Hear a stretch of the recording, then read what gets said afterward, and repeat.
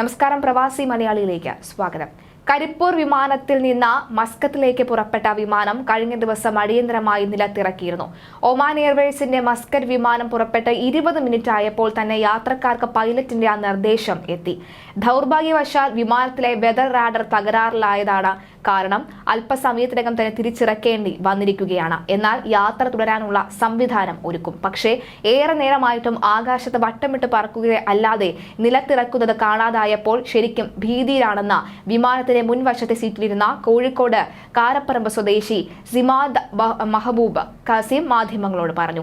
ഭാര്യ ഷുഹൈമയ്ക്കും 2 മക്കൾക്കും ഒപ്പമായിരുന്നു യാത്ര. സമീപത്തിരുന്ന ഒമാൻ സ്വദേശി ക്യാബിൻ ക്രൂവിനടുത്ത് ചെന്ന് കാര്യം അന്വേഷിച്ചപ്പോഴാണ് നിലത്തിറക്കും മുൻപ് വിമാനത്തിലെ ഇന്ധനം കുറയ്ക്കേണ്ടതുണ്ട് എന്നും അതിനായാണ് വട്ടം ചുറ്റുന്നതെന്നും മറുപടി ലഭിച്ചു. വിമാനം 14,000 അടിയിൽ നിന്ന് ഘട്ടം ഘട്ടമായി താഴെ എത്തുകയാണെന്നുള്ള സന്ദേശങ്ങളും പിന്നാലെ വന്നു. വീണ്ടും യാത്ര പുറപ്പെടാൻ സമയമെടുക്കുമെന്നും അറിയിച്ചിരുന്നു. നിലത്തിറക്കിയപ്പോഴേക്കും വിമാനത്താവളത്തിൽ നിന്നുള്ള ജീവനക്കാരും എത്തി. യാത്ര സംബന്ധിച്ച ആകുലതകൾ കാരണം ചില യാത്രക്കാർ ക്ഷുഭിതരായെങ്കിലും ക്രൂ എല്ലാവരെയും ആശ്വസിപ്പിച്ചിരുന്നു.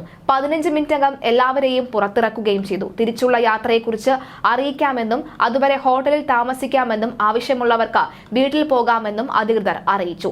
ടാക്സിയും ഏർപ്പാടാക്കിയിരുന്നു. അങ്ങനെ യാത്ര പുറപ്പെട്ട് മണിക്കൂറുകൾക്കകം വീണ്ടും വീട്ടിലെത്തിയെന്ന് സിമാബ പറഞ്ഞു. 3 മണിയോടെയാണ് രാത്രിയിൽ തിരിച്ചു പോകാനുള്ള വിമാനത്തെക്കുറിച്ച് അറിയിപ്പ് കിട്ടിയത്. 6 മണിക്ക് വിമാനത്താവളത്തിലെത്താനായിരുന്നു നിർദ്ദേശം. ഒമാനിൽ കുടുംബ ബിസിനസ്സുള്ള സിമാബ 35 വർഷമായി അവിടെയാണ് താമസം. ഇക്കാലത്തിനിടെ ഒട്ടേറെ വിദേശ യാത്രകൾ നടത്തിയിട്ടുണ്ടെങ്കിലും ഇത്തരത്തിലൊരു സാങ്കേതിക തകരാറും തിരിച്ചിറക്കലും ആദ്യ അനുഭവമാണെന്നും അദ്ദേഹം പറഞ്ഞു. യന്ത്ര തകരാറ് അല്ലാത്തതിനാൽ ആശങ്ക വേണ്ട എന്ന് അധികൃതർ വ്യക്തമാക്കിക്കൊണ്ടേയിരുന്നു. ഒമാൻ എയർവേസ് വിമാനം രാവിലെ 9:02 പുറപ്പെട്ടത്. തുടർന്ന് വിമാനം കരിപ്പൂർ വിമാനത്തിന് ചുറ്റും കറക്കി. ഇന്ധനം കത്തിച്ച് കളയാനായിരുന്നു 1 മണിക്കൂറിൽ അധികമായി വിമാനം കറക്കിയത്. കരിപ്പൂർ തേനിപ്പാലം പ്രദേശങ്ങൾക്ക് മുകളിലൂടെയാണ് വിമാനം കറക്കിയത്. സുരക്ഷിതമായി ലാൻഡ് ചെയ്യാനായിരുന്നു ഇത് ചെയ്തത്. 162 യാത്രക്കാരാണ് വിമാനത്തിൽ ഉണ്ടായിരുന്നത്.